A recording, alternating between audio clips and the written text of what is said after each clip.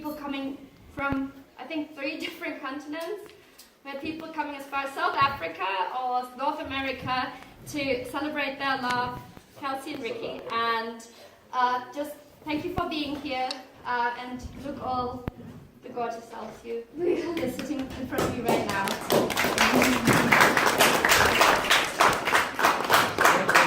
To you guys, you look amazing as well. I think, like, we should applaud our gorgeous bride.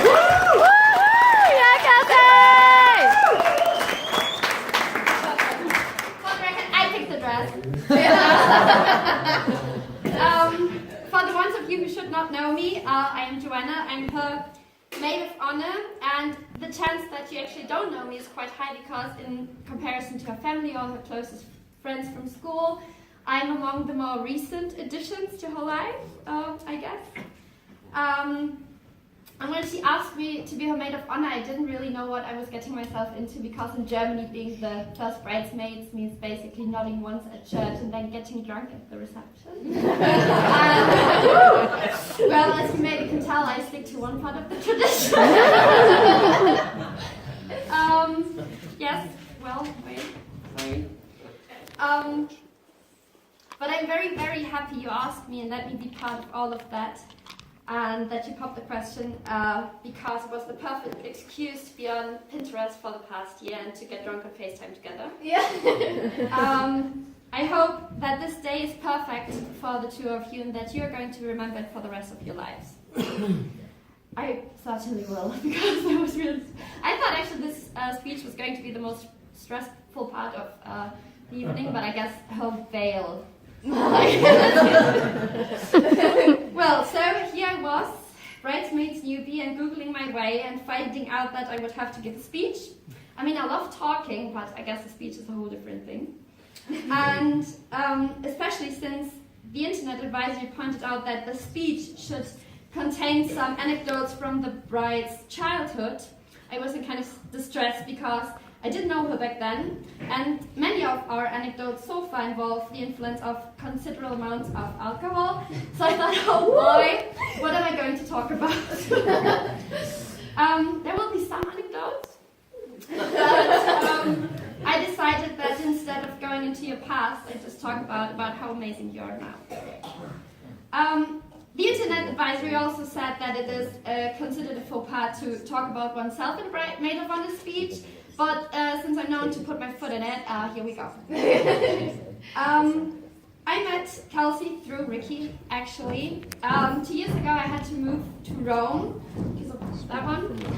And I started to work in an Irish bar just around the corner from our apartment. And just my second shift was with this short, sarcastic Irish guy with glasses. You get the idea.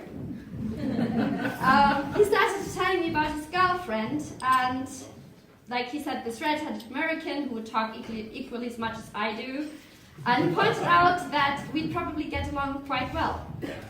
The same day, Kelsey happened to walk in the Abbey, where I kind of attacked her in the bathroom, and it literally just went there and was like, hello, I'm Johanna, we're friends now.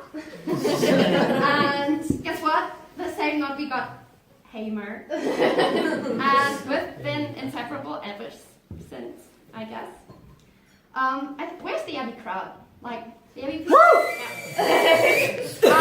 So this is the first time where you need your drink because the Abbey, I mean, how much money, time and brain cells have we wasted there? But it's where it all began, also with Kelsey and Ricky, because this is where they met. So to the Abbey. To the Abbey.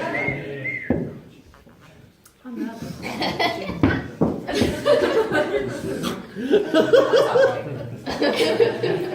You're so laughing. It didn't take long for me to figure out that the two of them were perfect for each other. It's hard to figure out who of them is the bigger nerd. She puts up with his inner grumpy cat, and he amazingly handles her alter ego. I call her Chelsea. Who tends to be slightly chaotic, has unpredictable mood swings. You don't want to get near her when she's angry. And sometimes thinks she's a Harry Potter character. Always. Believe me, people, she's a handful, but you wouldn't be without her. And since I love you just the way you are, I'm happy I've met her. Just don't bring her to parties and we're gonna be fine. I love you just the way you are because you're the great friend who's there for me every time I need her, who shares my morbid sense of humor, and who I can have as much fun with as with nobody else. I love that our friendship is always borderline epic to epic fail, and that we can always laugh about that together without ever being judgmental, like towards each other. Because you judge everything.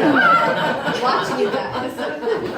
To explain what I mean by that, here comes the anecdote. You remember Florence? No. No. Like this. That's not ever. You know if you know that there's this movie, it's called Under the Tuscan Sun. I hadn't seen it before, so we thought we'd have a quiet night on my Roman roof terrace with like some antipasti and maybe 1 or 2 glasses of wine. Who am I kidding?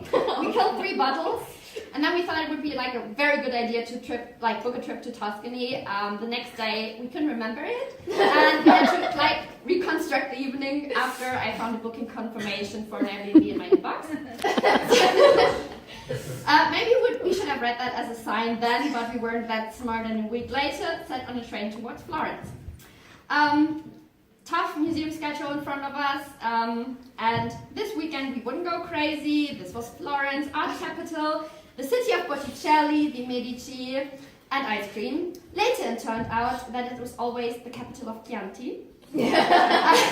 So when we sat down on the Piazza della Signora over a variety of approximately like 60 cheeses, on our way there, we passed an Irish bar and we swore an oath to not set foot in one during our whole trip. One guess where we ended up later. After this one, we ended up in another one. And there we generously offered relationship advice to these guys in return for more drinks. And you can just imagine the rest. So we got so drunk that no taxi driver would take us. So that some random Italian guy had to help us, like convincing one that we'd be fine and wouldn't throw up all over his seats. True story. So I didn't write all that down. So the next thing was we couldn't get into our Airbnb and had to wake up these French people who shouted with us because we were too drunk to find the keyhole. Next morning we woke up late for our appointment at the Uffizi and like had to rush there just to find out that we were 1 hour early for our tour. Then we went in to get the breakfast. I didn't know Italy, but like Valbanco, so it's very like much cheaper to drink at the bar, like the coffee and stuff. The guy was just sit down, it's fine. Because we looked that crap. Later turned out that I must have stolen someone's driver's license the night before because I found it in my bag when I wanted to pay. Still no idea how that got there. The whole trip ended up with us getting ice cream. For those who don't know it, there are like a gazillion gelateria in Florence. We walked in and the guy behind the counter smiled his biggest smile and asked, "How are you today? Are you feeling better?" No, it was not the guy I robbed off his license, it was the Italian guy who helped us get the cab. The guy with the taxi from the night before. Like from that 1 gazillion, like I gelateria, we walked in that one where that damn guy was working. Well, and this is basically our friendship. Like it never works, but it always works, and we can always laugh about it afterwards. I will always remember this trip since it was most likely our last, since Ricky swore to never let her go on the trip again. After she fell drunk off the ladder of our bed in the Airbnb, coming home all bruised and stuff, so he was just like, no, I'm not. There are many reasons why it is easy to have fun with you. You have a great sense of humor. You're loyal, you're honest. I admire your spirit and your strong will. Because you want something, you're ruthlessly going for it till it can no longer run away. Take Ricky. You support me wanting to be a Disney princess, even though you are a Slytherin. And you would never make fun of me for believing that my cats actually talk to me. I love you so much. Here is to my beautiful, sassy, spiritual, lovable, crazy cat lady best friend, Kelsey. Oh, I braced myself. To you, Ricky, good luck. Stay your wonderful self. Stay patient. Love and cherish her, or otherwise I'll find you. May the two of you always be friends. Go on adventures together.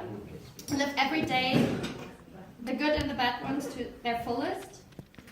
I have a quote for you. Albus Dumbledore once said, "Happiness can be found even in the darkest of times, if one only remembers to turn on the light." So keep showing each other the switch. Turn on the light for each other, or in emergency you have the most wonderful, chaotic, crazy bunch of lovely friends who will always be there and who will be happy to help. So that's you. Oh, and Ricky, there's one sentence he has said to me countless times. That is, "Stop stealing my girlfriend." I will stop doing that. From now, I'm gonna steal your wife.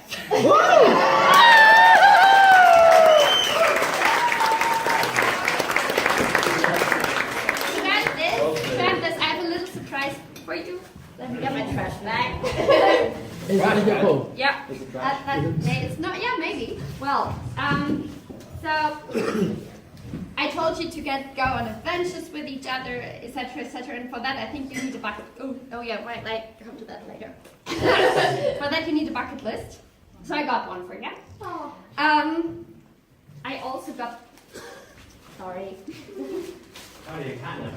I got this. They're like 40 pictures.